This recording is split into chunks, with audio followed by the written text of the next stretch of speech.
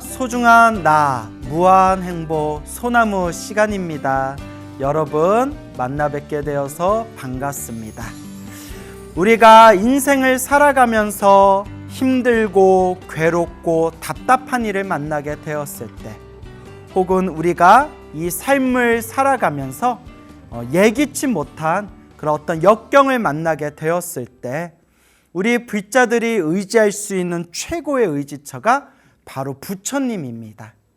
그래서 여러분들에게 늘 이 부처님의 가피, 이 불보살님의 그런 기도와 염불의 가피에 대해서 제가 아주 많이 아주 자주 제가 말씀을 드렸던 것 같습니다.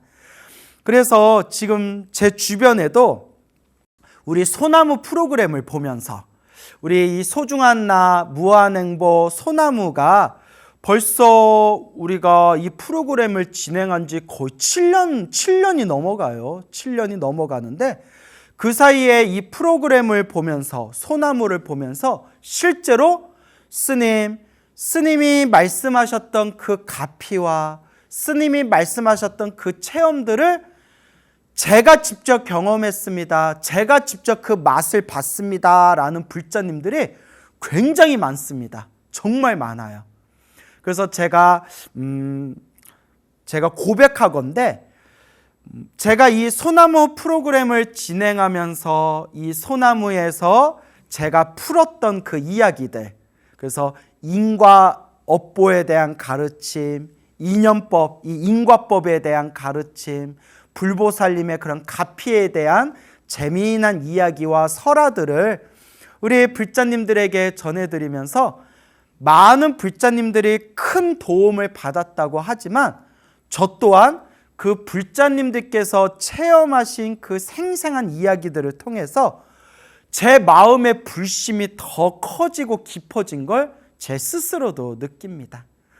그래서 제가 항상 마음속으로 제가 항상 되새기는 것이, 불보살님의 가피는 옛날 옛적 과거에만 있었던 그런 이야기가 아니라, 이 불보살님의 가피는 지금 열심히 기도하고 있는 불자님들이 지금 이 순간에도 체험하고 있는 현재 진행형이다. 불보살님의 가피는 현재 진행형이다 라고 항상 마음에 되새기고, 그러면서 제 스스로가 더 불심이 막 복받쳐 올라가지고 제가 더 열심히 염불할 수 있는 원동력이 되고, 그리고 제가 더욱더 당당하게 우리 불자분들에게, 여러분 염불하십시오, 기도하십시오, 복과 선업과 공덕을 닦으십시오 라고 제가 자신 있게 말할 수가 있는 겁니다. 얼마 전에 친분이 있는 어느 후배 비구니스님께 그런 이제 그 문자를 받았습니다. 우리 후배 비구니스께 문자를 받았는데, 관세음보살님의 그런 어떤 특별한 가피를 체험하게 됐다고, 정말 저에게 감사하다고 그렇게 이제 문자를 보내주셨는데, 내용이 우리 소나무 우리 애청자분들께서 그 마음에 그런 어떤 불심을 키워나가는데 굉장히 도움이 될 것 같아서 제가 그 비구니스님의 허락을 받고 그 비구니스님이 저에게 보내주신 그 문자의 내용을 여러분들에게 소개할까 합니다. 한번 잘 경청해 보시기 바랍니다. 스님, 그동안 잘 지내고 계신가요? TV에서 잘 보고 있습니다. 추석 때 열흘 동안 윗바사나 명상수행처에 갔다가 심한 장애가 일어나 4일 만에 돌아왔습니다. 추석이면 불과 며칠 전이죠, 여러분. 그리고 윗바사나는 오랜 전통을 가진 불교 명상법입니다. 불교의 명상수행법인데, 내 몸과 내 마음에서 일어나고 사라지는 모든 현상을 있는 그대로 바라보는 굉장히 훌륭한 수행법입니다. 우리 비구니 스님이 그 추석 연휴를 맞이해서 어디 열흘 동안 윗바사나 명상 수행처에 갔다가 아주 심한 그런 어떤 장애를 만나서, 마장을 만나서 4일 만에 다시 이제 절로 돌아오게 되었다고 합니다. 수행처에 가기 전부터도 조금 그런 현상이 있었는데, 그러니까 오해하시면 안 되는 게 그 윗바사나 명상 수행처에 가서 얻은 병이 아니라 그 윗바사나 수행처에 가기 전부터 원래 조금 그런 현상이 좀 있었다는 뜻입니다. 머리 안에서 자꾸 소리가 들리고 수행처에 가서는 쉬지 않고 말소리가 들려 너무 힘들었어요. 그러니까 자꾸 이제 환청이 들리는 거예요. 자꾸 말소리, 조잘조잘 자꾸 말소리가 들리고 자꾸 환청이 들렸대요. 돌아와서도 장애가 계속 일어났고 그 소리가 찌르는 듯 머리가 쪼개지는 듯 했습니다. 그러다 저녁 때 스님의 소나무를 보게 되었는데 힘들 때 간절히 관세음보살님을 불러라는 말씀을 듣고 다음 날 아침 공양 때 너무 비관하고 있다가 관세음보살 3번 외웠더니 그 소리가 말끔히 사라졌습니다. 관세음보살을 몇 번 불렸다고요? 3번.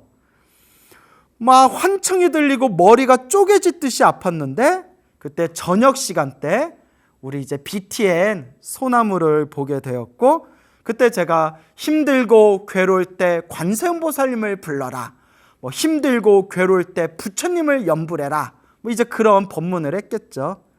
그래서 그 다음날 아침 공양 때에도 너무 힘들고 괴롭고 이렇게 비관하고 있다가 그 소나무에서 제가 했던 내용이 떠오르면서 관세음보살을 3번 외웠더니 그 현상이 말끔히 싹 사라졌다는 거예요.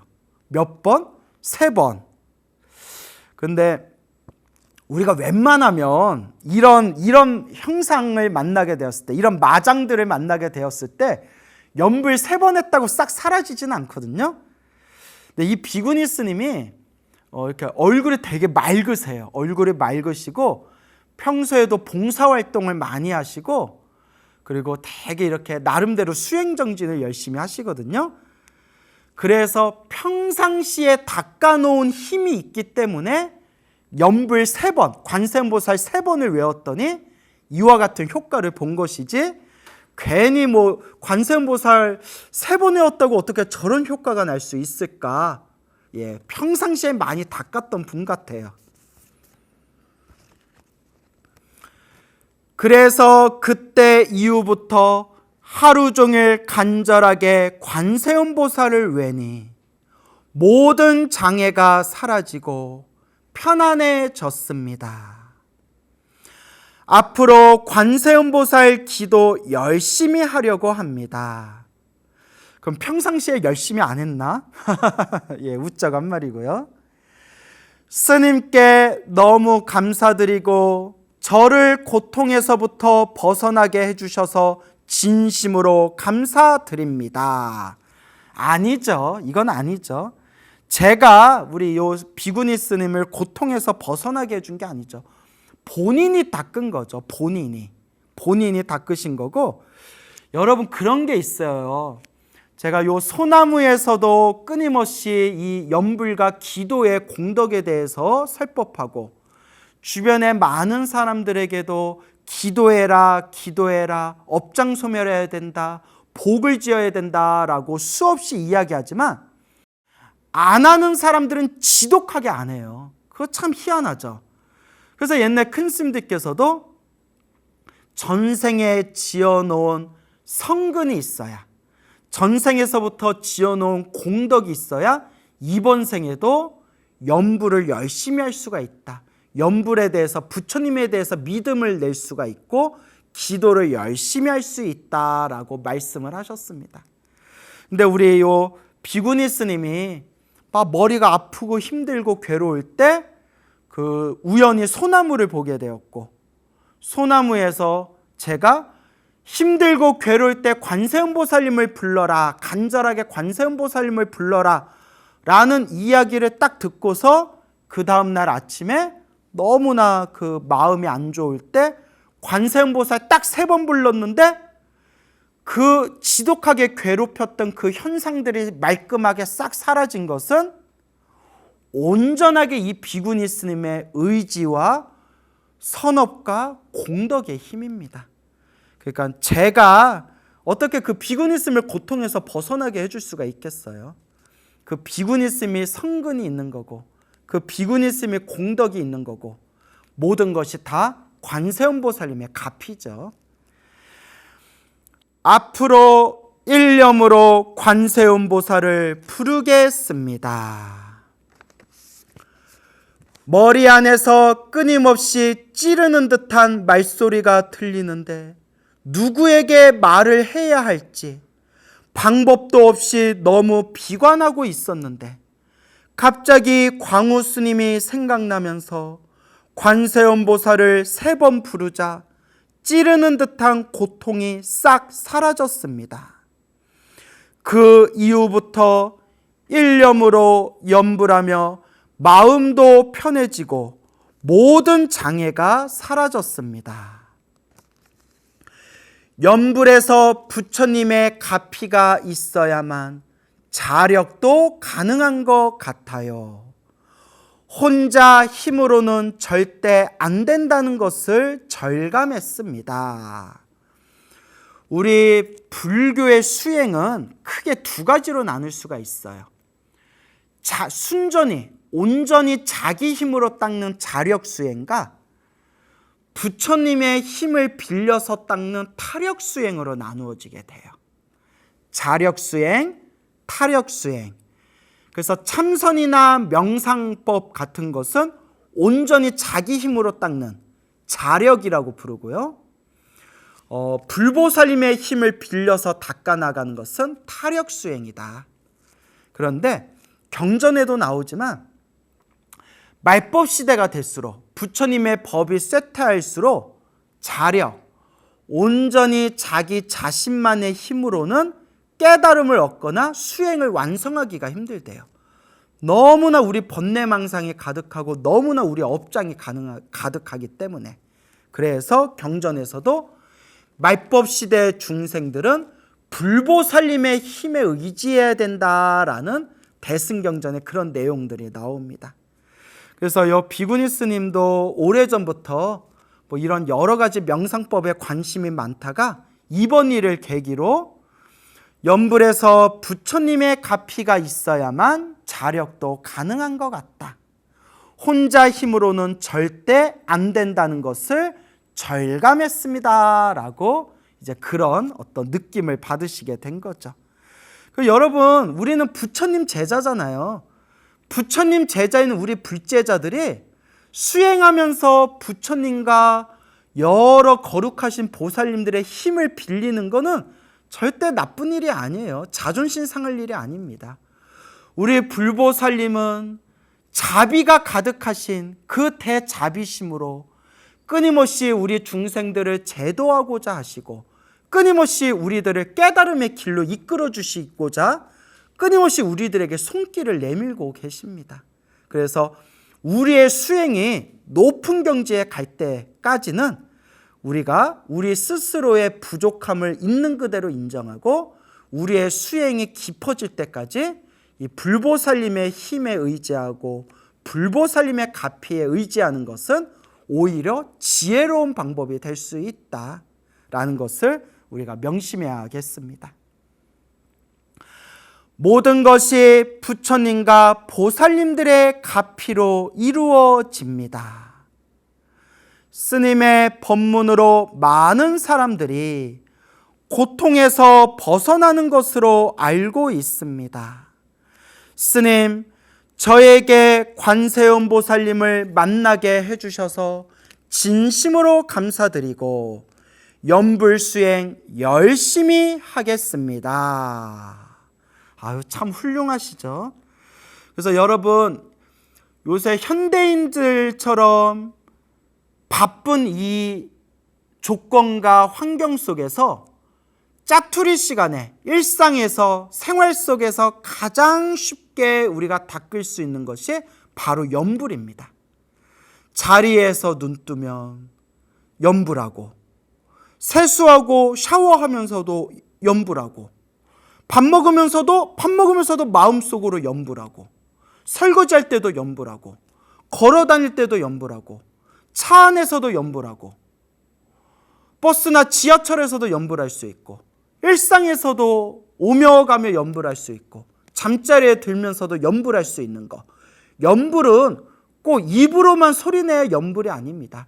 생각할 염, 항상 마음으로 부처님을 부르는 거, 마음으로 부처님을 생각하고 집중하는 거, 그게 염불입니다.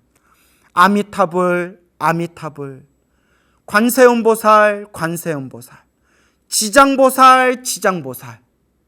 어느 부처님을 부르든 어느 보살님을 부르든 생각 불보살님을 향해 마음을 집중하는 거, 그게 바로 염불입니다. 그리고 염불은 습관입니다, 여러분. 제가 늘 우리 불자님들께 귀가 따갑도록 말씀드리지만 염불은 습관이다. 그래서 옛날 큰 스님들께서는 꿈속에서도 염불할 정도가 돼야 된다. 여러분들은 꿈을 꾸면 꿈속에서 무슨 일을 하고 계십니까? 꿈속에서도 염불할 정도가 돼야 된다. 염불은 습관입니다. 염불이 내 몸과 마음의 한 덩어리가 돼서 습관이 되었을 때 우리의 그런 어떤 마음의 그런 공부의 수준이 더 깊어지게 될 겁니다. 스님, 나오시는 프로 모두 챙겨보며 많은 위안을 받고 있습니다. 스님께 감사드린다는 말씀 꼭 전해드리고 싶고, 앞으로도 기도 염불 수행으로 모든 고통과 장애에서 벗어나겠습니다. 스님, 많은 이들을 이롭게 하여 주시고 건강하세요 라고 보내주셨습니다. 이야기 잘 경청하셨죠? 그 비구니 스님이 얼마나 놀라고 얼마나 힘들고 얼마나 무서웠겠어요. 그 마음 공부하려고 명상센터에 갔다가 며칠 만에 갑자기 막 머리가 깨지듯이 아프고 머리가 쪼개질 것 같고 막 귀에서 사람 목소리가 들리면서 자꾸 환청이 들리니까 얼마나 무서웠겠습니까? 근데 평상시에 닦아놓은 공덕이 있었던 것 같아요. 딱 관세음보살 3번 부르니까 그런 형상들이 싹 사라지더라. 이야기하다 갑자기 생각난 건데 오래전 일이에요. 아마 10몇 년 전 일인데 어느 젊은 대학생이 있었어요. 그 젊은 대학생이 저한테 이제 그 불교 입문 그 기본 공부를 공부하고 있었을 때 저한테 심각하게 질문을 하더라고요. 자꾸 귀신이 보인대요. 귀신이. 그래서 지금도 보이냐니까 아까 보였는데 지금은 안 보인대요. 이게 뭔 소리요? 그래서 그 귀신이 보이냐? 귀신이 보인다. 그래서 제가 이렇게 얘기해 줬어요. 염불을 권해주고 싶다. 오직 나무 아미타불을 염불해라. 나무 아미타불을 염불하고 하루에 108번 이상은 무조건 나무 아미타불을 염불하고 1000번, 2000번, 3000번 최대한 나무 아미타불을 염불해라. 그리고 귀신이 보일 때마다 그 귀신을 향해서 나무 아미타불 염불해라. 예스님 하겠습니다 하더니 일주일 후에 만났어요. 일주일 후에 어떠냐, 효과가 있습니까? 라고 했더니 기가 막히게 효과가 있다는 거예요. 저는 제가 귀신을 본 적이 없어가지고 귀신이 보였을 때 염불해 본 적이 없어서 또 솔직히 말하면 전 별로 귀신 보고 싶지도 않아요. 그 귀신 보면 그거 뭐합니까? 잠자리만 뒤숭숭하지. 귀신이 보일 때마다 나무 아미타불 염불하니까 귀신이 싹 사라진다는 거예요. 귀신이 또 보일 때마다 나무 아미탑을 연불 하면 귀신이 싹 사라진다는 거예요. 그리고 계속 나무 아미탑을 연불 하니까 지금 현재 귀신이 안 나타나고 있대요. 야, 그 얘기를 들으니까 제가 가르쳐줬지만 제가 신기하더라고요. 그래, 그와 같이 해라 라고 드렸던 말씀이 있습니다. 여러분, 꼭 제가 여러분들께 드리고 싶은 얘기가 있는데, 여러분 절대 저는 제 마음 안에 아직도 탐욕이 있고 성냄이 있고 어리석음이 있다는 걸 제가 알거든요. 저는 솔직히 공부가 깊지를 못해요. 이렇게 저 스스로 부처님 가르친 공부하는 게 좋아서 사람들한테 이렇게 좀 타고난 입담으로 부처님 재미난 이야기를 여러분들에게 전해드릴 뿐이지 저 스스로도 수행이 깊지 못하다는 걸 알거든요. 왜냐하면 제 컨셉이 겸손이에요, 여러분. 제 컨셉이 겸손인데, 웃자가 한 말이고, 저는 제가 부족하다는 걸 알지만, 제가 부족하지만 꼭 여러분들한테 드리고 싶은 얘기가, 누구를 딱 꼽아서 제가 비난하려거나 욕하려는 건 아닙니다. 다만 세상에 사이비들이 너무 많아요, 여러분. 정말 세상에 너무나 사이비들이 많고 종교라는 이름을 가진 사이비들이 많고 그런 사이비들한테 몸도 마음도 상처받고 수많은 그런 어떤 재물, 수많은 돈을 그렇게 사이비들에게 사기당한 그런 많은 분들과 또 대화를 해본 적이 있어요. 세상에는 너무 사이비들이 많은 것 같아요. 특히 요새는 인터넷 동영상에 좋은 법문, 좋은 강의해 주신 분들 많잖아요. 좋은 설교해 주신 분들도 많지만 의외로 그런 수많은 인터넷 동영상에 굉장히 좋지 못한 부류의 사람들이 종교라는 이름으로 사람들을 꿰어내고 있는 것들이 우리 앞에 너무나 만연해 있습니다. 그렇다고 이렇게 얘기하는 제가 잘났다는 건 아닙니다. 너무나 그런 피해보신 분들이 많이 만나봤기 때문에 제가 가슴 아파서 드리는 얘기예요. 그래서 제가 늘 우리 불자님들께 제 목이 아프도록 드리는 얘기가 사람 말은 믿지 말아라. 사람 말을 믿지 말아라. 여러분들에게 강의하고 있는 이 광우 스님 말도 믿지 말아라. 진정한 불자가 되려면 오로지 부처님 말씀만 믿어라. 부처님 말씀, 오로지 경전을 믿어라 라고 제가 목이 아프도록 말씀을 드립니다. 제가 이런 얘기를 왜 하냐면 그런 어떤 사이비들에게 피해를 보신 분들 중에 공통된 얘기 중에 하나가 큰 돈을 내서 제사를 지내면 좋은 일이 생길 거다. 큰 돈을 내서 부적을 쓰면 좋은 일이 생길 거다. 큰 돈을 바치고 무슨 제사나 무슨 비방을 이렇게 펼치면 좋은 일이 생길 거다. 그 말을 믿고 또 유명한 사람이니까 유명한 사람들이니까 사람들이 찾아갔겠죠. 그 말을 믿고 이 사람은 진짜겠지 하다가 피해 보신 분들이 많아요, 여러분. 근데 여러분 제 말을 오해하시면 안 되는 게 저는 지장경을 많이 읽었습니다. 지장경을 많이 읽고 제가 스스로 체험하거나 다른 분들의 체험을 통해 가지고 천도제의 공덕을 믿어요. 저는 천도제, 영가천도의 공덕을 믿지만 소나무에서 그동안 말씀드렸죠. 천도제가 만병통치는 아니다. 그리고 내가 기도하지 않고 내가 내 스스로 공덕을 닦지 않고 그냥 돈만 내고 천도제 지내는 거는 큰 의미가 없다 라는 말씀을 여러 번 드렸잖아요. 저는 지장경을 많이 읽었고 또 저를 포함해서 제 주변에 천도제의 영가천도의 또 가피를 받은 분들을 봤기 때문에 저는 천도제의 공덕을 믿습니다마는 그런 제사 같은 걸로 사람들을 속이는 그런 삿된 무리들도 있다라는 걸 꼭 명심하시길 바랍니다. 그래서 저는 불자들한테 어떤 얘기를 드리냐면 복 짓는 마음으로 그냥 내가 복을 닦겠다.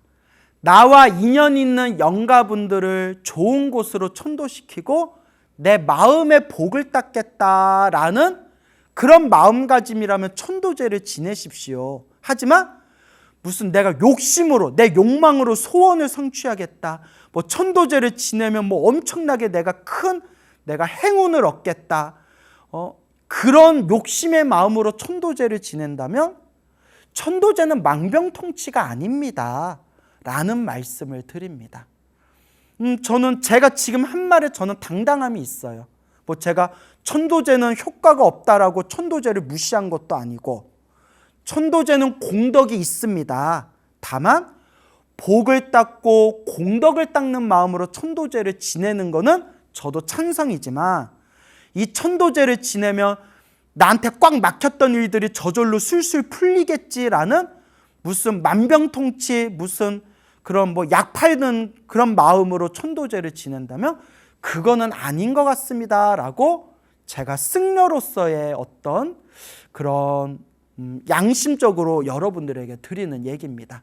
제가 이런 얘기를 갑자기 왜 하냐면 그런 이상한 무리들을 만나서 막 이렇게 막 큰 돈 정말 억소리가 날 정도로 막 큰 돈 막 속에서 천불이 날 정도로 큰 돈을 내고 제사 지내고 무슨 비방을 썼는데도 전혀 효과 보지 못하고 집안일이 더 안 좋아지고 이런 경우를 너무 많이 봤기 때문에 그런 분들과 너무나 많은 대화를 나눴기 때문에 제가 이렇게 간곡하게 말씀을 드리는 겁니다.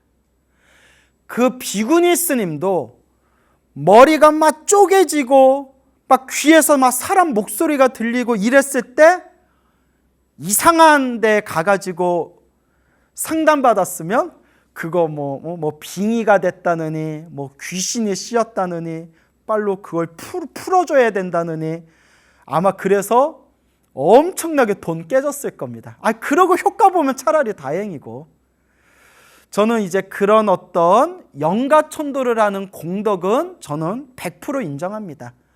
또 제가 언젠가는 말할 때가 있을지 모르겠지만 저도 영가천도와 관련된 제가 느껴지는 그런 가피의 공덕이 있어요. 그래서 저는 무시하지는 않습니다. 하지만 그런 뭐 제사라든가 무슨 비방이라든가 뭐 이상한 방법으로 사람들을 꿰어내는 그런 안 좋은 부류들이 우리 주변에 많은 것 같다.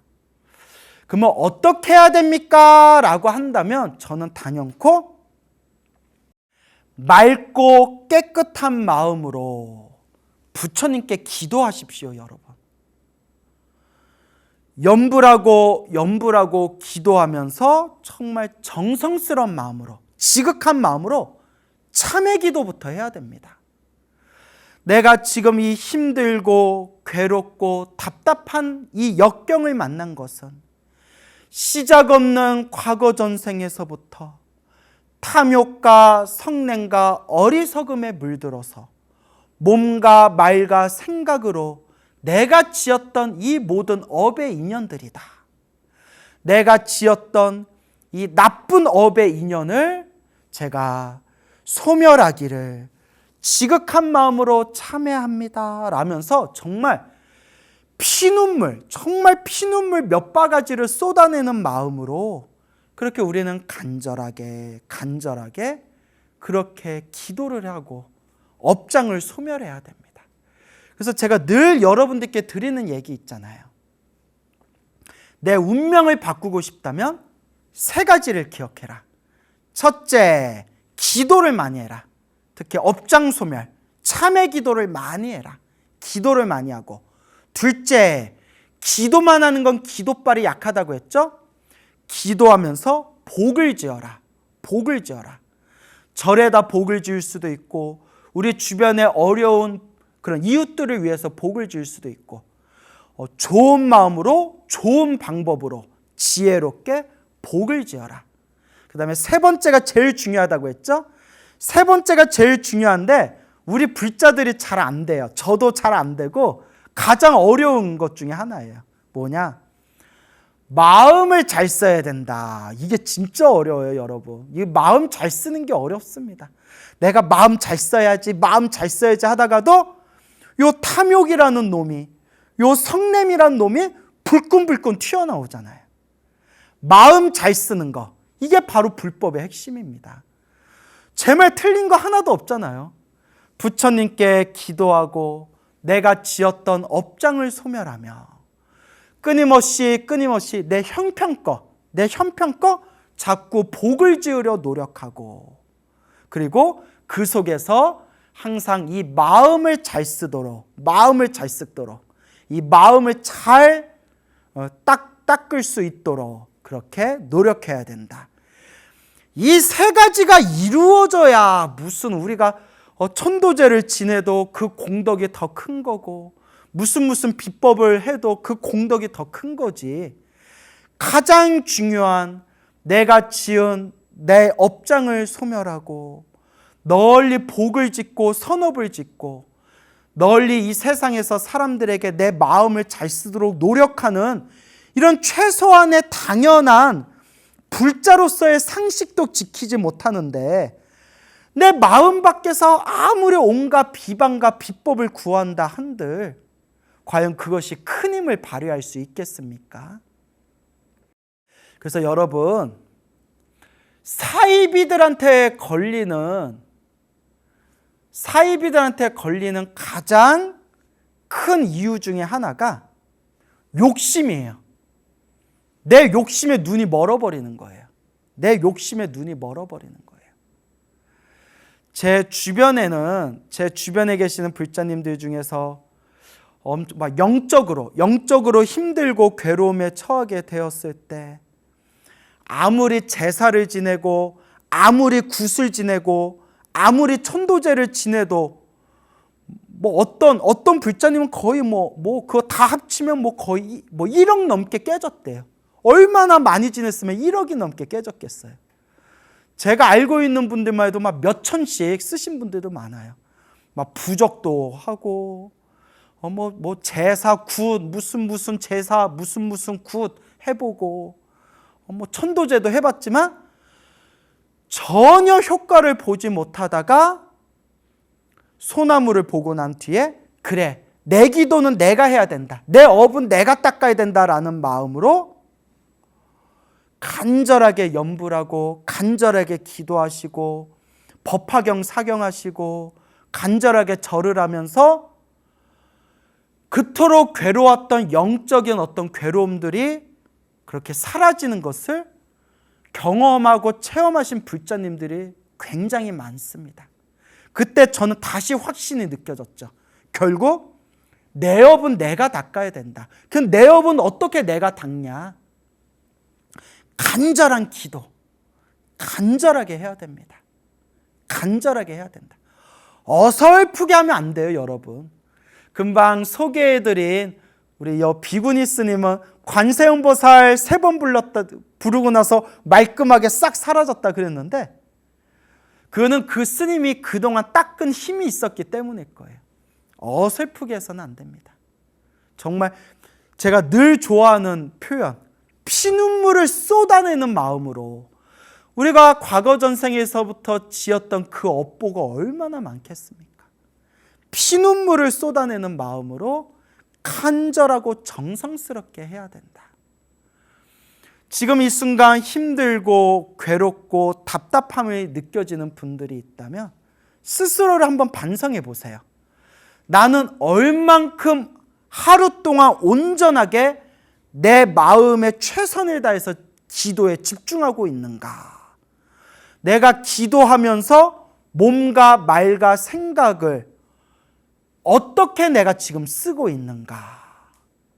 내가 소나무에서 끊임없이 귀가 따갑도록 배운 기도하고 복을 짓고 평상시에 마음을 좀 잘 써야 된다라는 걸 얼만큼 실천하고 있는가? 냉정하게 한번 반성해 보시라는 겁니다. 물론 여러분, 저도 말은 이렇게 하지만 저도 실천은 잘 못해요. 제가 컨셉이 겸손이라고 했죠. 근데 솔직히 말하면 저도 제가 여러분들한테 말한 만큼 저도 실천이 잘 안 되는 것 같아요. 그걸 제가 인정을 해요.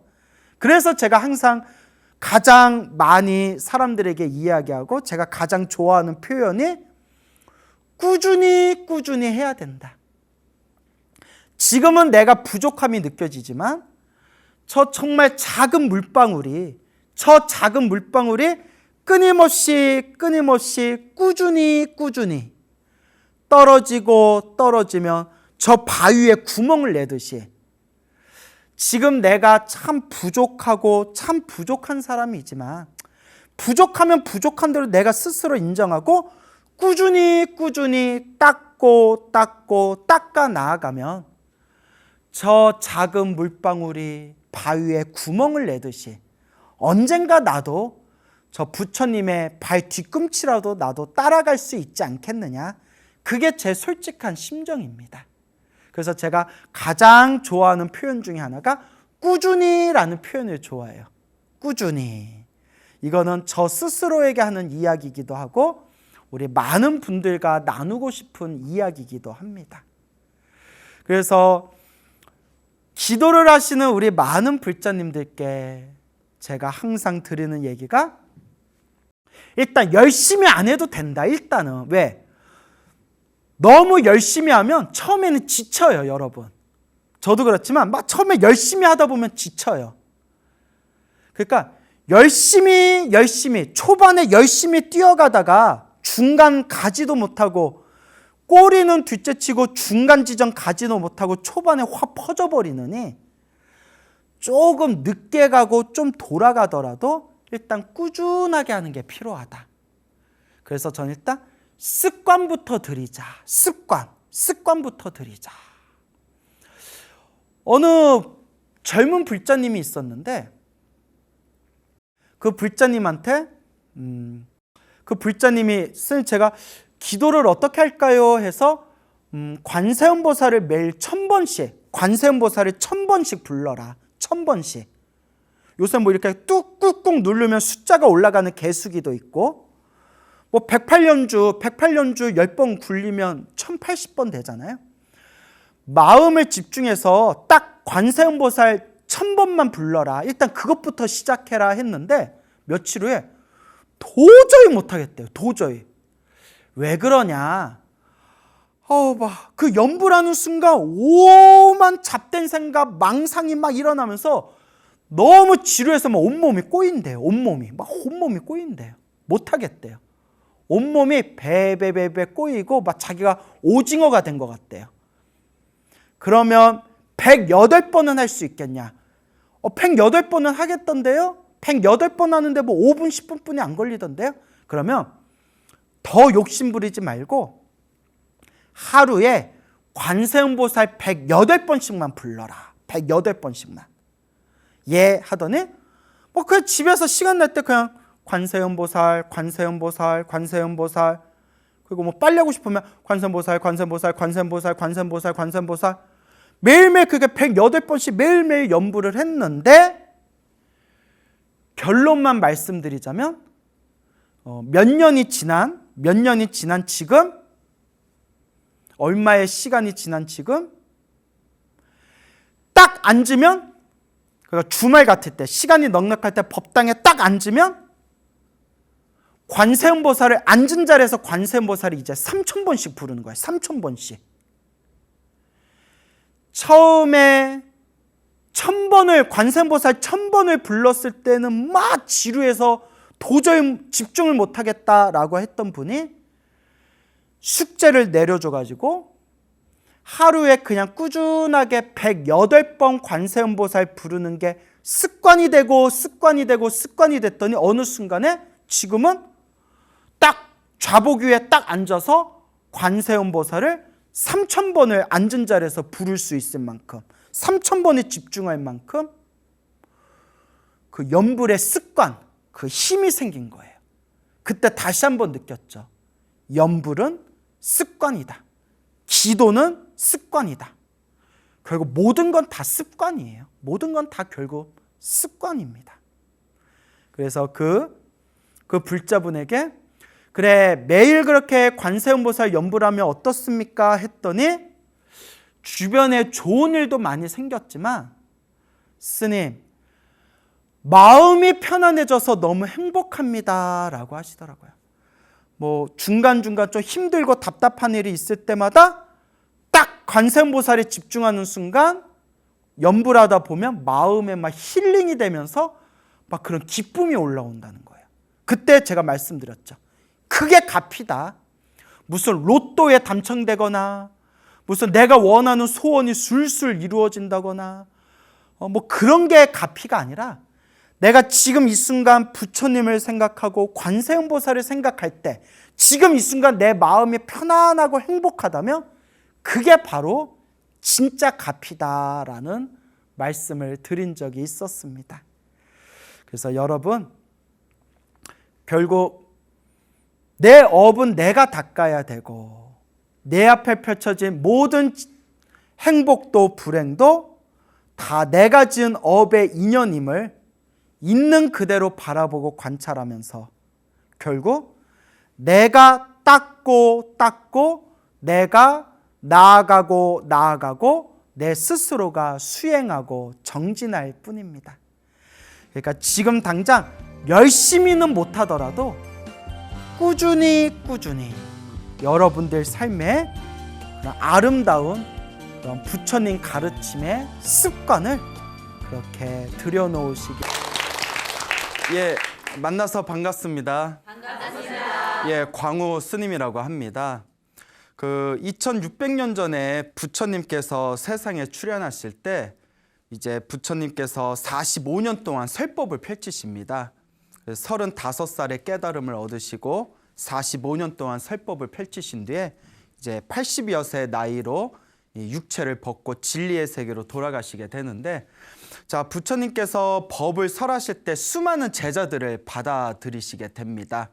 그래서 부처님의 이제 출가 제자, 스님들 가운데에서도 훌륭하신 그런 깨달음을 얻으신 거룩한 성자들도 계셨고, 또 일반 신자들 중에서도 굉장히 수준이 높은 아주 훌륭한 제자들이 많으셨다라는 기록이 있습니다. 그 중에서 이제 남자 신도 중에, 여러분 우리 불교에서는 남자 신도를 뭐라고 부르죠? 뭐 거사님? 근데 원래는 우바세라고 부릅니다. 뭐 거사님, 처사님이란 표현은 중국 불교 이후에 생긴 것이고, 원래 불교에서는 남자 신도는 우바세, 여자 신도는 뭐라고 할까요? 보살. 아니고요. 우바이라고 부릅니다. 우바이. 우리가 보살님이라고 할 때 여자 신도를 보살님 하는데, 보살은 원래 뜻이 남자와 여자를 구분하지 않고 부처가 되겠다고 서원을 세우고 수행을 하는 대승의 수행자를 남자 여자를 구분하지 않고 보살이라고 하는 겁니다. 근데 우리나라만 유독 여자 신도를 보살이라고 하는데, 그게 꼭 맞는 언어적 표현으로 꼭 맞는 건 아닙니다. 원래 보살이란 뜻은 남자 여자를 구분하지 않고 부처가 되겠다고 서원을 세운 대승의 수행자를 보살, 보디사트바의 이제 중국식 표현이거든요. 그래서 보살이라고 부릅니다. 그래서 남자 신도는 아까 뭐라고 한다고 했죠? 그렇죠. 안 잊어먹으셨네요. 뭐 금방 잊어먹으시더라고요. 여자 신도는 뭐라고 한다? 우바이라고 합니다. 그래서 남자 신도는 우바세, 여자 신도는 우바이라고 부르게 되죠. 그래서 우바세, 남자 신도 중에 설법 제일이라고 불리웠던 남자 신도가 있었습니다. 그분의 이름이 찌따입니다. 찌따. 이름이 찌따. 왜 웃으세요? 이름이 좀 별나죠?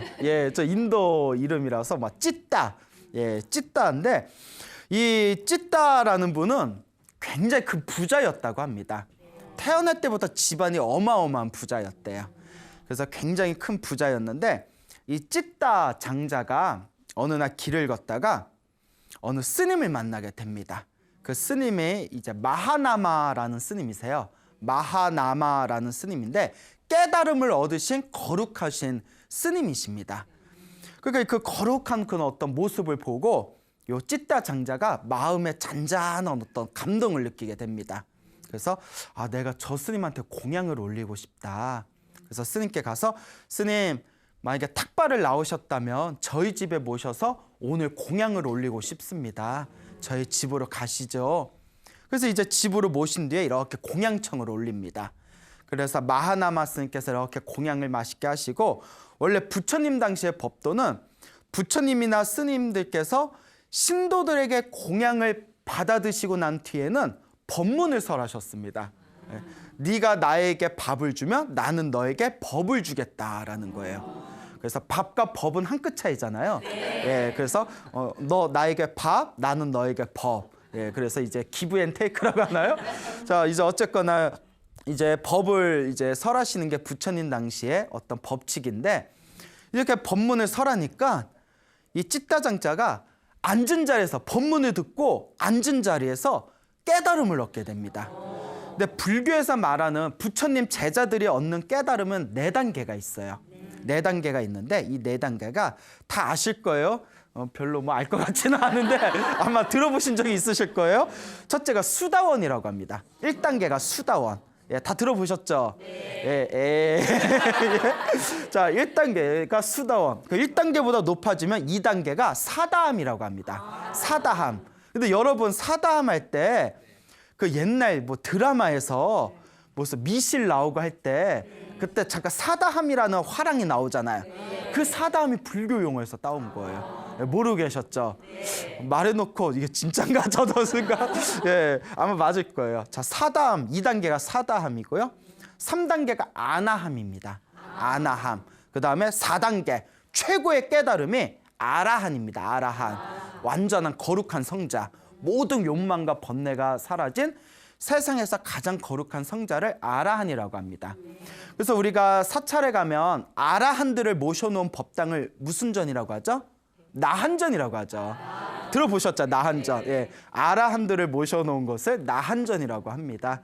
그래서 가장 거룩한 성자들을 아라한이라고 부르죠. 그래서 1단계가 수다원, 2단계가 기억하시네요. 예, 3단계가 여기서 약간 주춤, 아나함 맞습니다. 마지막 4단계 최고의 경지가 아라한입니다. 아라한. 자, 그런데 스님들은 열심히 수행을 하면 아라한까지가 갈 수 있고, 제가신자들은 수행을 하면 머리를 기른 제가신자들은 아나함까지뿐이 못 간답니다. 뭐 경전에 나오더라고요. 초기 경전에. 그래서 아나함까지만 될 수가 있고, 이제 제가신자가 아라한까지 가려면 머리를 깎고 출가를 해야 아라한의 경지까지 간다라는 게 그 초기 경전을 풀이한 주석서 같은 곳에 이렇게 언급이 되어 있습니다. 자, 어쨌거나 이 찌따 장자가 마하나마 스님한테 법문을 듣고 첫 번째 깨달음 수다원을 얻게 됩니다. 수다원을 얻게 되면 양심을 회복하게 됩니다. 우리 가끔 살다 보면 내가 이러면 안 되는데 하면서도 이렇게 잘못이나 실수를 저지르게 되잖아요. 근데 1단계 수다원의 경지만 가도 나쁜 짓을 할래야 할 수가 없대요. 완벽하게 양심을 되찾게 되고 5개를 완벽하게 지키게 된답니다. 5개 다 아시죠? 뭐 오굴개 말고 5개. 예, 살생하지 말라, 도둑질하지 말라, 음행, 사음하지 말라, 그 다음에 거짓말하지 말라, 마지막에 이제 술을 포함해서 정신을 흐리게 하는 것을 멀리해라. 그래서 이제 5개를 완벽하게 저절로 지키게 된대요. 그리고 불법에 대한, 부처님 법에 대한 확고한 믿음이 생기게 된답니다. 이게 수다원 1단계의 경지예요. 그러니까 사람들이 수다원 경지만 돼도 이 세상이 굉장히 아름답고 평화로워지겠죠. 자, 이 찌따장자가 수다원을 얻은 뒤에 불법에 대한 확고한 믿음을 가지게 됩니다. 그래서 이 찌따장자가 굉장히 큰 부자였잖아요. 근데 자기 집에 망고 동산이 있었대요. 망고 동산. 여러분 망고 드셔보셨어요? 망고 맛있죠? 예, 저는 망고 별로 안 좋아해요. 예, 너무 달아. 우리 너무 달아서 그 까먹기가 귀찮더라고요. 저는 누가 까줘야 먹어요.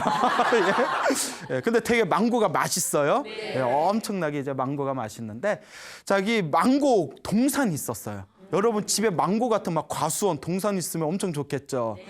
그 망고 동산을 절에다가 기증을 합니다. 네, 절을 지어서 스님들께 기증을 해요. 부처님에 대한 확고한 믿음을 가지고 이 세상에 불법을 널리 펼칠 수 있도록 자기가 아끼는 망고 동산에 이제 절을 지은 뒤에 스님들에게 기증을 해서 공부하러 오시는 스님을 아주 정성껏 시봉을 합니다. 그러다 보니까 널리 소문을 퍼져서 그 찌따장자가 절을 지은 망고동산에 수많은 스님들이 찾아오게 됩니다. 자, 그래서 그 수많은 스님들이 찾아오는데 그 절에 수담마라는 어른 스님이 찾아와요. 수담마. 이름이 수담마 스님이세요. 수담마라는 스님이 오셨는데 이분께서 출가하신 지는 조금 위치가 되신 분 같은데 아직 깨달음은 얻지 못하셨어요. 그러니까 이제 깨달음을 얻지 못했기 때문에 아직 마음속에 번뇌나 욕망이 남아있는 스님이었습니다. 그러니까 이 수담마 스님이 그 절에서 가만히 지내고 있을 때 어느 날 멀리서 부처님의 10대 제자 중에 신통제일이라고 불리우는 목련 스님과 목련 스님 다 들어보셨죠? 목건련 스님. 그리고 지혜제일이라고 불리우는 사리불 스님. 이 두 분의 큰 스님이 멀리서 찾아오신다는 이야기를 듣게 됩니다. 이 두 분을 부처님의 상수제자라고 불렀어요. 상수제자는 부처님의 오른팔 왼팔이란 뜻이에요. 그러니까 대단한 거죠. 부처님의 이 오른팔 왼팔에 비견되는 상수제자 두 분이 멀리서 찾아오니까 이제 그 찌따장자가 너무나 존경하시는 스님들이 오시니까 먼 곳에까지 가가지고 응접을 해가지고 절에 모셔서 하나하나 시봉을 잘 올리게 되는데 그때 이제 스님께 이제 공양을 올리고 나서 지혜제일 사리불 스님에게 스님 공양을 올렸으니까 저에게 법문을 좀 해주십시오라고 청을 합니다. 그런데 이제 아까 말씀드렸죠. 스님들은 공양을 드시고 나서는 원래 법문을 해주는 게 원칙이었다. 근데 사리불 스님이 굉장히 몸이 피곤하셨나 봐요. 우리는 먼 곳에서 왔기 때문에 지금 몸이 무척 고단합니다. 그러니까 길게는 못하겠고 짧게 법문해 드리겠습니다 하는 거예요. 그래서 이제 짧게 법문을 해줬는데 그 지혜제일 사리불 스님의 짧은 법문을 듣고 그 자리에서 또 깨달음을 얻습니다. 찌따장자가. 아나함이 돼요. 아나함. 그러니까 3단계까지 올라갑니다. 순식간에. 대단한 거죠. 우리는 아무리 법문 백날 들어도 별로 반응이 없잖아요. 여러분 법문 듣고 갑자기 깨달음이 뻥 하고 오고 이런 적 있어요? 없어요? 없을 것 같아요.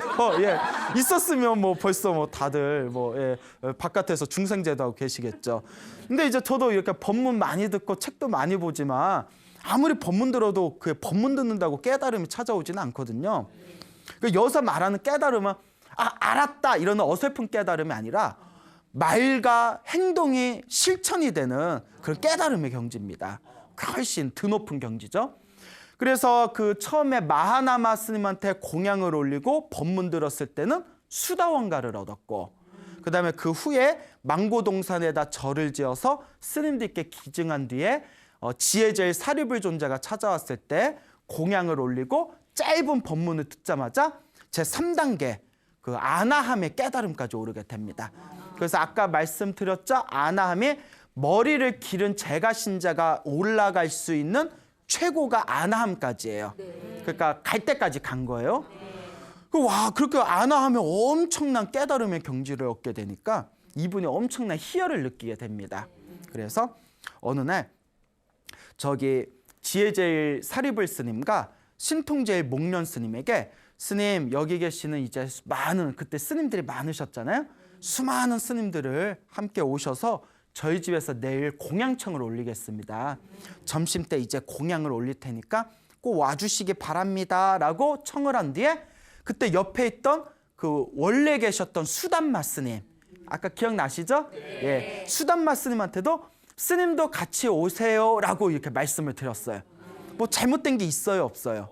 없죠. 예, 그 사리불 스님하고 목련 스님한테 스님들 모시고 저희 집에 꼭 와주십시오 라고 이야기를 했고 또 다 옆에 있는 수담마 스님한테도 스님도 같이 함께 꼭 오십시오 정중하게 말씀을 드렸는데 수담마 스님이 순간 수담마 스님은 깨달음을 얻었다고 했어요? 못 얻었다고 했어요? 예, 아직 못 얻은 상태예요. 삐졌어요. 왜 삐졌을까요? 예? 혹시 아세요? 왜 삐졌는지? 저 책만 보면 이게 무슨 왜 삐졌을까? 질투, 맞아요. 질투인데 어떤 식으로 질투를 느꼈냐면 왜 나한테 마지막을 말하지? 그러니까 왜 나한테 먼저 같이 가시죠 안 하고 다른 스님들 보고 가시죠 한 뒤에 마지막에 가시죠 하니까 삐친 거예요. 나 무시하나? 예, 피곤해. 예? 이런 성격 피곤해요, 안 피곤해요? 아, 피곤하죠. 제가 보기에 그 스님 출가시길 잘했어요. 결혼했으면 엄청 부인에 애먹였을 것 같아.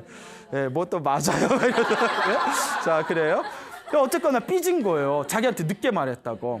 그러니까 뭐라고 했냐면, 근데 우리 같으면 뭐 초대 준 것만도 고마운데 뭐라고 했냐면, 나 안 가 이래요. 찌따장자한테. 나 안 가. 찌따장자가 당황해서, 스님 삐졌어요 라는 말은 못하고, 스님 꼭 오십시오. 왜 안 오십니까? 오십시오 하고 몇 번을 얘기했대요. 근데 찌따장자가 몇 번이나 오세요 했는데 간다 안 간다. 왜 안 가? 나 안 가 이러는 거예요. 왜? 스님이 진짜 삐졌나 봐요. 예. 그러니까 막 찌따장자도 이제 당황한 거죠. 그래서 스님 내일 오시리라 꼭 믿습니다. 내일 꼭 함께 오세요 하고 찌따장자가 물러납니다.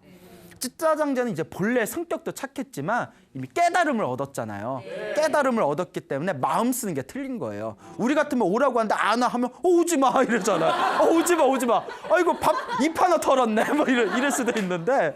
예? 근데 이제 워낙 이제 깨달음을 얻었기 때문에 또 그 스님이 깨달음을 얻었건 못 얻었건 부처님 제자에 대한 믿음이 있는 거예요. 그러니까 무조건 부처님 제자는 무조건 잘 모셔야 된다. 그래서 확고한 믿음이 있기 때문에 스님 내일 꼭 오시리라 믿습니다. 꼭 오세요. 그 이제 찌따장자가 물러간데 그 다음날 아침이 됩니다. 다 아침이 됐을 때 이 삐친 수담마 스님이 갔을까요? 안 갔을까요? 가긴 갔는데 왜 갔냐면 음식 얼마나 잘 차렸나 한번 보자. 나 빼놓고 니들끼리 먹는데 얼마나 음식 잘 차렸는지 보자. 이런 마음으로 이제 아침 일찍 찌따장자의 집에 찾아갑니다. 일찍 오셨네요. 스님 여기 앉으셔서 뭐 그럼 여기 차부터 좀 드시고 공양 좀 뭐 챙겨드릴까 했더니 아니야 나 지나가다가 잠깐 들린 거야 이러면서 못 차렸네 이렇게 보는 거예요. 이렇게 막 봤는데 너무나 너무나 그런 진귀한 그런 어떤 맛 좋은 반찬들을 싹 이렇게 차려놓은 걸 보고 그 진수성찬을 보면서 질투가 더 올라옵니다. 야, 좁아. 옛날에 내가 왔을 때는 안 내놓은 음식인데 막 이러면서. 예? 그러니까 되게 피곤해요. 예. 그리고 이렇게 보는데 이제 너무나 이제 속상하니까 스님이 너무나 음식이 훌륭하다. 정말 부처님의 거룩한 제자분들을 모실 만한데 조금도 손색이 없이 너무나 훌륭한 음식이다. 그런데 하나가 빠졌네 이러는 거예요. 그 하나가 없어서 너무 아쉽다. 우리가 활용정점이라고 하죠. 예, 용에다가 눈 하나를 탁 이렇게 찍듯이 하나가 부족하다. 그러니까 이 찌따장자가 부족한 게 있습니까? 말씀해 주시면 제가 구할 수 있으면 빨리 구하겠습니다. 무엇이 부족한지 조언해 주십시오 하니까 그 이제 수담 스님이 참깨 과자가 없네 이러는 거예요. 참깨 과자가. 근데 여기에 더 큰 의미가 담겨져 있는 거예요. 참깨 과자가 없네. 그 말이 뭐냐면 찌따장자의 조상님들이 참깨 과자 장사를 했던 과거가 있었대요. 그 비꼰 거예요. 지금은 엄청나게 부자지만 너네 참깨 과자나 팔던 집안 아니냐. 약간 비꼰 겁니다. 근데 이제 찌따장자는 이미 깨달음을 얻었잖아요. 이제 분노가 없는 사람이에요. 대신 점잖게 스님을 까마귀의 이야기에 비유해서 부처님의 훌륭한 법문이 많은데 여기 와서 참깨 과자나 얘기하고 있냐라는 식으로 조용히 충고를 해줍니다. 부처님의 거룩한 제자가 그래서는 안 된다. 이렇게 그런 뭐 까마귀에 비유해서 까마귀가 깍깍거리듯이 그러면 안 된다라는 식으로 점잖게 충고를 해요. 그런데 찌따장자는 이제 스님의 언행에 잘못이 있어서 그러시면 안 됩니다 하고 까마귀의 비유를 들어서 충고를 해준 건데 그걸 들은 이 수담마 스님은 얘가 나를 완전 비꼬고 있구나라고 더 삐져버립니다. 예. 그러니까 요 스님이 너무 피곤하게 구는 거예요. 그러면서 이 스님이 수담마 스님이 나를 비꼬는구나. 그러면서 화가 나가지고 찌따장자한테 폭언을 퍼붓습니다. 나 너랑 안 놀아! 막 이러면서 내가 네가 기증한 절에 나 안 살 거야! 이러면서 삐져가지고 절을 나옵니다. 절을 나와서 부처님이 계신 곳에 갑니다.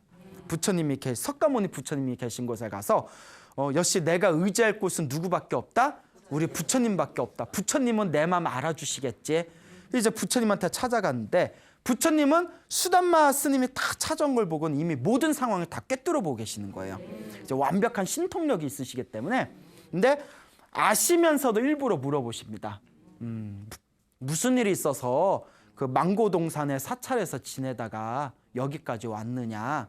그러니까 수담마 비구가 있는 대로 다 고자질을 합니다.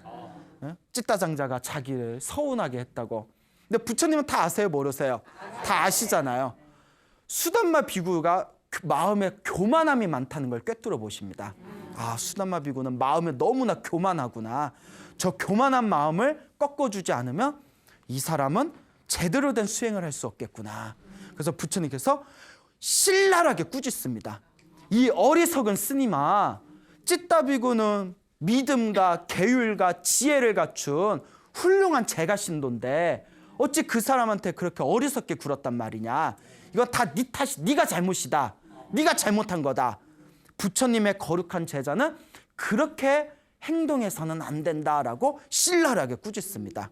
근데 이제 마음이 못된 사람 같으면 부처님이 아무리 꾸짖어도 말을 들어요, 안 들어요? 안 듣죠. 부처님한테도 뭐 당신은 잘났나 뭐 이래 버릴 수 있고 그렇잖아요. 못된 사람들은. 못된 사람도 뭐 부처님이 말하는데 말 듣겠어요? 근데 이제 수담마 비구는 조금 마음이 쫌팽이긴 했지만 성품은 착한 거예요. 그래서 부처님이 얘기를 듣고 엄청난 부끄러움을 느낍니다. 그러니까 성근이 있는 거죠. 그래서 부처님, 제가 잘못했습니다. 죄송합니다. 저의 참회를 받아주십시오 하니까 부처님께서 왜 나에게 참회를 하느냐. 찌따장자에게 가서 찌따장자에게 참회를 하거라. 찌따장자에게 가서 사과하거라. 그러니까 이제 부처님의 이제 명이니까 수담마 비구가 이제 그 찌따장자를 찾아가게 됩니다. 찌따장자를 찾아가서 내가 미안해. 내가 잘못했어. 생각해보니까 내가 그러면 안 되네. 내가 잘못했네. 했는데 찌따장자는 이미 깨달음을 얻었고 부처님에 대한 확고한 믿음과 스님들을 굉장히 존경하는 사람이었거든요. 그런데 수담마 스님의 사과를 안 받아줍니다. 네? 스님 됐거든요? 이러면서 안 받아줘요. 삐진 걸까요? 근데 아니죠. 찌따장자는 깨달음을 얻었기 때문에 우리 같이 뭐 삐지고 하는 게 없어요. 화를 내고 삐지는 게 없습니다. 다만 진정한 사과가 아니구나. 진정한 사과가 아니니까 안 받아줬던 거예요. 예, 스님, 됐습니다. 예, 사과 안 받겠습니다. 그러니까 수담마 비구가 다시 부처님께 갑니다. 그때 부처님께서 스님아, 비구여, 가서 정말 진솔하게 사과를 하거라. 진솔하게 참회를 하거라. 너의 그 교만한 마음이 너의 깨달음을 방해하는구나. 그때 이제 수담마 비구가 부처님의 간곡한 법문에 마음이 열리게 됩니다. 그래서 다시 찌따장자를 찾아가서 정말 진솔한 마음으로 사과를 합니다. 그때서야 찌따장자가 이 스님께서 정말 진심으로 사과하는구나. 진솔한 마음으로 나에게 사과를 하는구나 라는 것을 느끼고는 일단 신자잖아요. 또 신도가 스님한테 사과받고 하는 게 또 안 맞거든요. 그러니까 이제 그때서야 찌따장자가 아닙니다, 스님. 혹시 제가 잘못한 게 있다면 스님께서도 저를 용서해 주십시오. 사실 찌따장자가 뭐 저거 용서를 빌 게 있어요, 없어요? 없잖아요. 근데 이제 그게 법도라는 거예요. 제가 부처님의 신자인 제가 신자가 스님들께 겸허한 마음으로 자신을 낮출 수 있는 거. 그러니까 부처님께서 스님이 실수를 했으면 스님이라 하더라도 누구한테 사과해라? 신도한테 사과해라 라고 부처님은 가르치셨고, 스님이 사과한다 하더라도 또 제가 신자가 그걸 겸허하게 그래 나 당신이 그럴 줄 알았어 이렇게 받아들인 게 아니라 아닙니다, 스님. 저도 잘못한 게 있어요. 잘못한 게 없더라도 잘못한 게 있으면 용서해 주십시오. 얼마나 아름다워요. 자, 그리고 이와 같은 과정을 거쳐서 마음의 교만함이 한풀 꺾인 수담마 스님은 그 뒤로 열심히 수행을 했답니다. 열심히 수행을 해가지고 결국은 모든 번뇌와 욕망이 사라진 거룩한 성자 아라한이 되셨다라는 이야기가 전해지고 있습니다. 그러니까 우리에게 희망이 있는 거예요. 여러분들 그 밥 먹으러 가자 하는데 나한테 마지막에 밥 먹으러 가자 한다고 삐져요, 안 삐져요? 그 정도 갖고 안 삐지잖아요. 그런데 그거 갖고 삐진 사람도 수행을 열심히 하니까 깨달음을 얻을 수 있다는 거예요. 그러니까 우리는 그것보다 더 낫잖아요. 그러니까 우리도 열심히 수행을 하면 지금은 아무리 속이 좁고 부족한 사람이라 하더라도 스스로를 참회하고 부끄러움을 느끼고 열심히 수행을 하면 누구라도 큰 깨달음을 얻을 수 있다라는 교훈을 여기서 얻게 되는 것입니다. 자, 어쨌거나 이런 사건이 끝나게 되고요. 이 찢다장자가 이제 수다원가를 얻었다가 이번에 아나함과를 얻었잖아요. 그렇죠. 그래서 찢다장자가 하루는 이런 생각을 합니다. 내가 부처님의 거룩한 제자분들 덕분에 내가 큰 깨달음을 얻었다. 이렇게 소중한 깨달음을 얻었는데도 내가 아직 부처님을 한 번도 친견하지 못했구나. 그러니 부처님이 계신 곳에 가서 부처님께 내가 감사의 인사를 올려야 되겠다. 근데 문제가 뭐냐면 옛날에는 열차가 있어요, 없어요? 없잖아요. KTX 없잖아요. 걸어가야 되거든요. 기껏해야 이제 뭐 말 타고 가고 뭐 그래야 되는데 이 찢다장자가 있는 곳에서 석가모니 부처님이 계신 곳까지, 석가모니 부처님이 그때 사위성에 계셨대요. 사위성에 계셨는데 꼬살라고 사위성까지 한 달을 걸어가야 되는 거예요. 인도가 굉장히 멀죠. 한 달을 가야 되니까 한 번 갈 때 엄청 그 큰 마음을 품고 가야 되거든요. 그러니까 찢다장자가 이번에 내가 부처님 만나 뵙고 오면 또 언제 뵙겠냐. 한 달을 걸어서 이번에 갈 때 제대로 한번 가자 해가지고 그 자기가 있는 도시의 사람들에게 다음과 같이 이제 소문을 냅니다. 내가 부처님을 뵈려 내가 이곳에서 사위성까지 한 달 동안 갈 텐데 같이 갈 사람은 모이십시오. 가는 동안 한 달 동안 먹어야 할 필요한 모든 물품과 식량은 내가 다 대주겠습니다. 야, 통이 크죠? 네, 통이 커요. 그러니까 비구 스님, 비구니 스님, 그 다음에 우바세, 우바이 해가지고 이 4부대 중에 500명씩 2,000명이 모이게 됩니다. 우리 나도 갈래.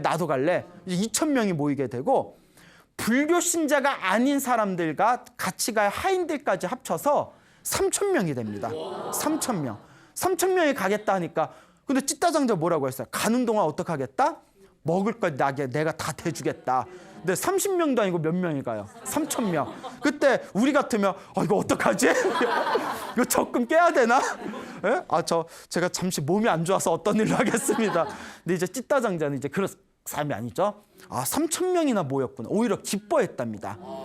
부처님을 뵈러 가고 싶어하는 사람이 이렇게 많다니 한 달 동안 나 가는 길이 외롭지는 않겠구나.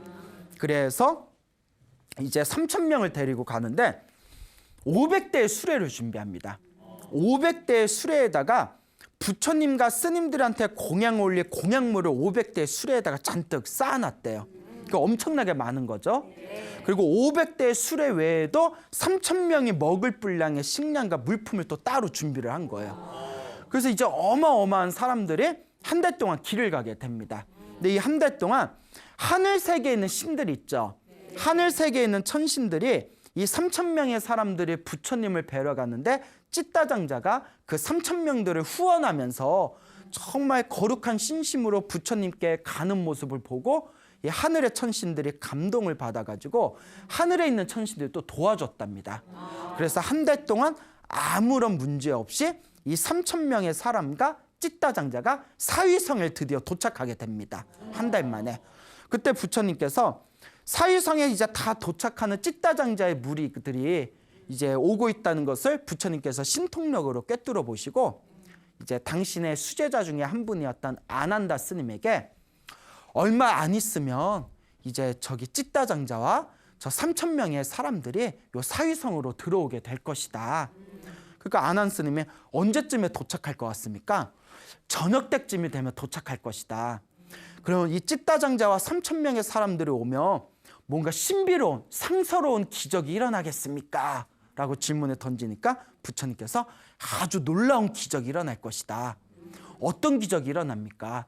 찢다장자가 나에게 절을 올리는 순간 하늘에서 꽃비가 내릴 텐데 사람들 무릎이 쌓일 정도로 꽃비가 내릴 것이다. 이게 소문이 퍼진 거예요. 그 사람들이 사위성에 있던 사람들이 야 부처님이 하신 말씀 들었어? 뭐라고 하셨는데? 멀리서 찢다장자와 3,000명의 사람들이 오는데 와가지고 부처님한테 절을 올리면 하늘에서 꽃비가 내린대. 에이 뻥! 막 이러면서 에이 무슨 하늘에서 꽃비가 내려.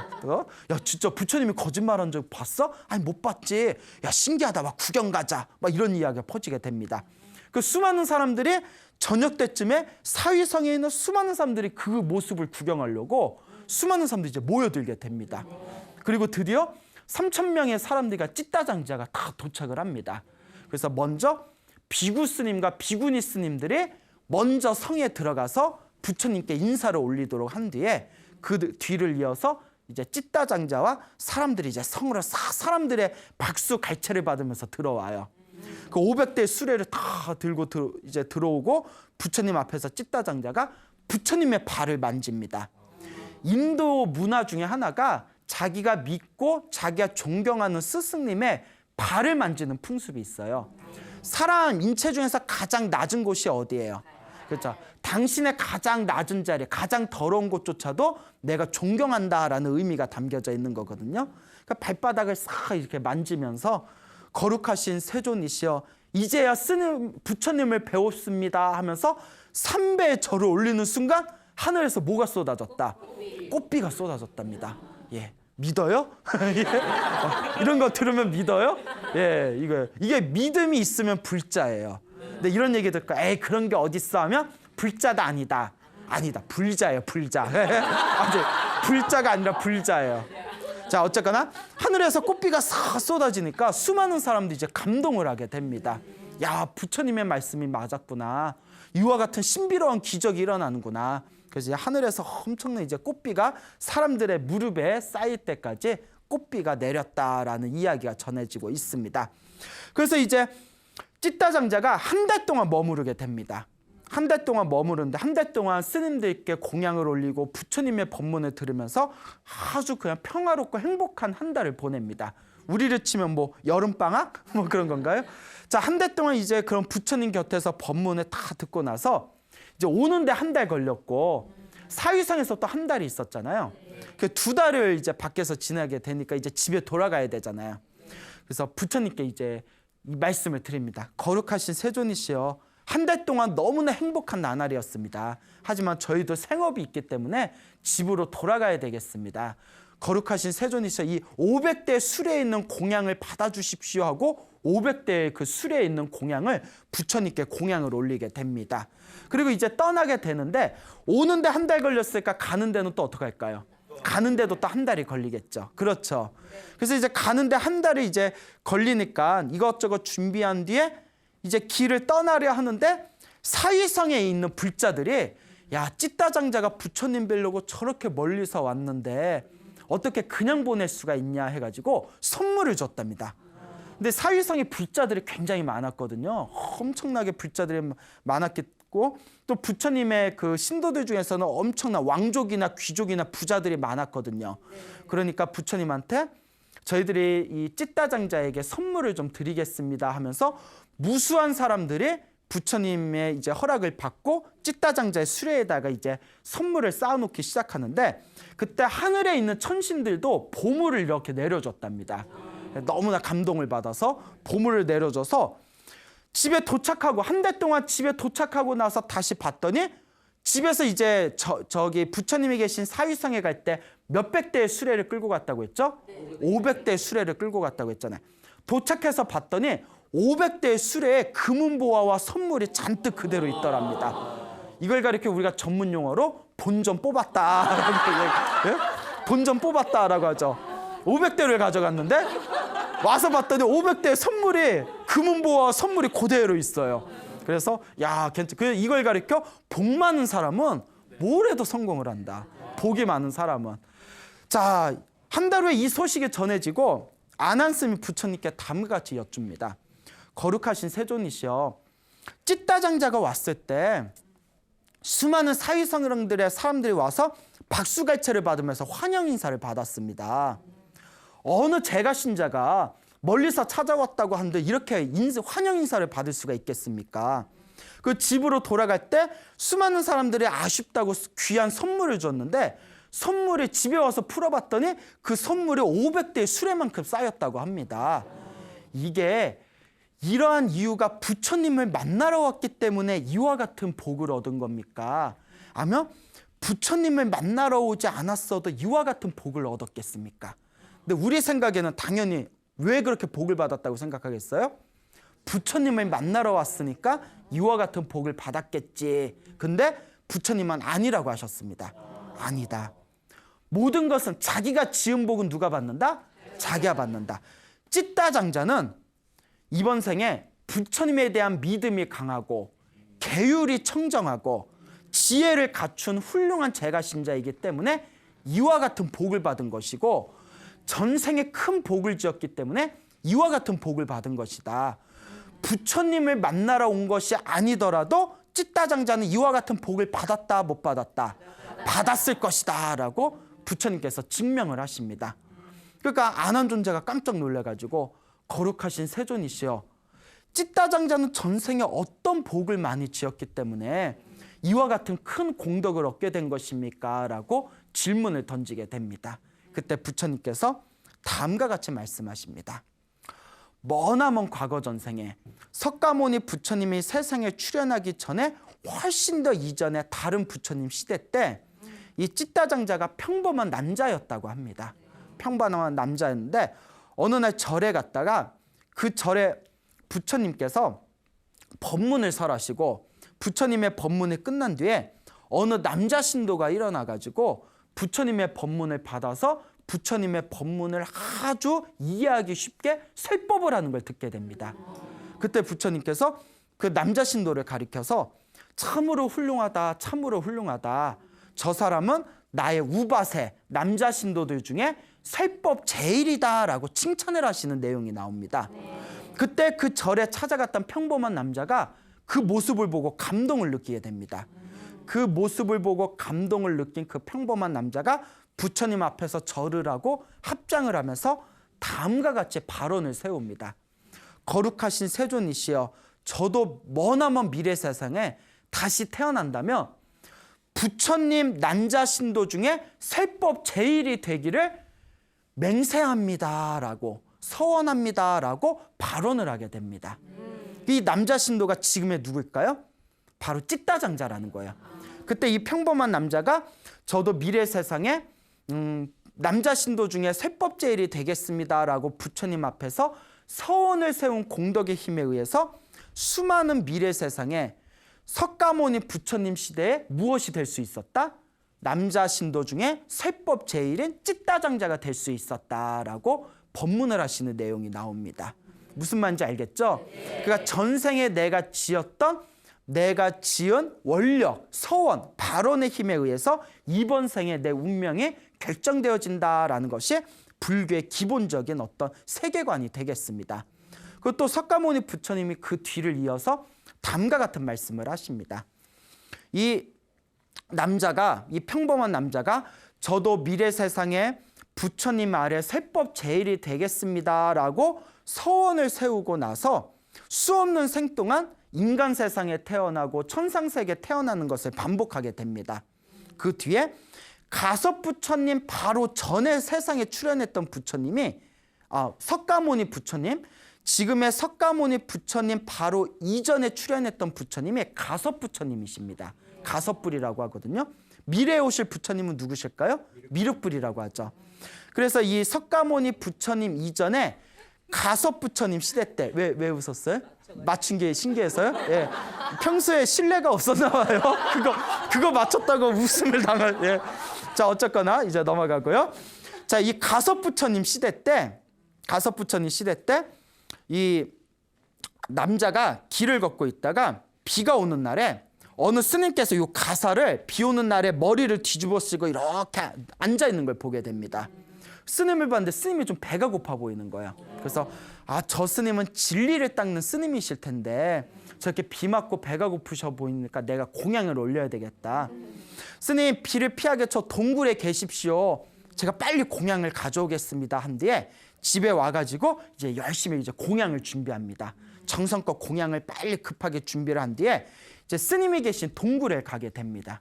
동굴에 갔는데 이제 비가 그쳤나 봐요. 그 막 주변에 이제 꽃이 있었나 봐요. 그래서 꽃을 이렇게 땁니다. 꽃을 따가지고 도시락 바구니에다가 이제 꽃을 가득 담아서 동굴에 가가지고 동굴에 계신 스님한테 꽃과 도시락을 올립니다. 꽃과 도시락을 올리니까 꽃으로 스님한테 이제 꽃을 드리고 또 이제 스님이 도시락을 맛있게 드시니까 순간 이 남자의 마음에 엄청난 기쁨이 샘솟게 됩니다. 막 기쁘잖아요. 자기 존경하는 스님이 이렇게 음식을 만나게 드시니까 마음이 너무 기뻐가지고 그 앞에서 다음과 같이 서원을 세웁니다. 거룩하신 스님이시여, 제가 스님께 이 꽃과 음식을 올렸을 때 제 마음이 기쁘듯이 앞으로 제가 태어날 때마다 항상 수천 가지 선물을 받아서 제 마음의 기쁨이 찾아올 수 있기를 발언합니다. 그리고 제가 이와 같이 복을 지을 때 하늘에서 꽃비가 내리기를 발언합니다라고 그 스님 앞에서 서원을 세웁니다. 바로 그 사람이 석가모니 부처님 때 누구로 태어나게 된 걸까요? 찌따장자로 태어나게 된 거예요.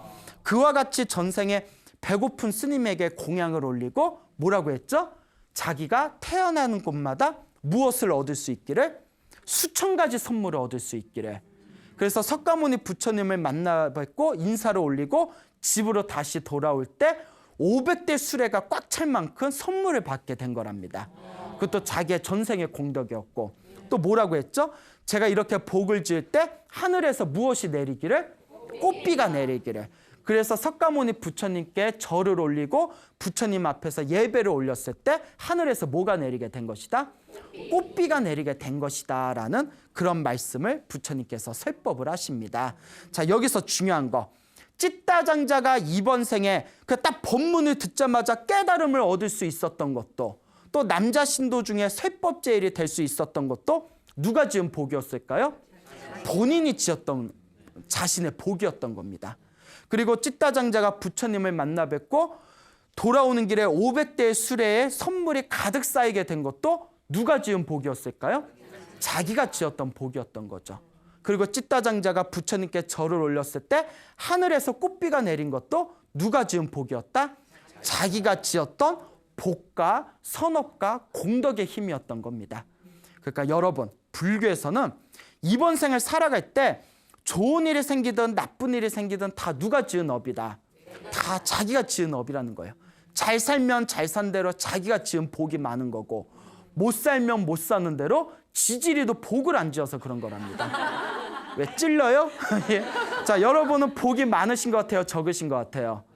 예, 없어요? 없으면 대답하지 말고. 예, 예. 자, 그러니까 없으니까 이번 생에라도 우리가 무엇을 열심히 지어야 되겠다?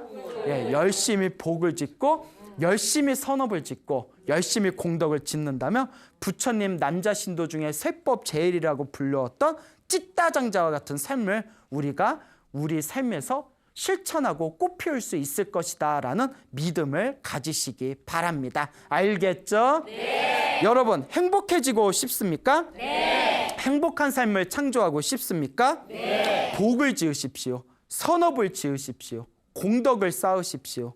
복과 선업과 공덕의 힘이 여러분들을 진정한 행복의 길로 이끌어 줄 것입니다. 여기서 마치겠습니다. 소중한 나 무한행복.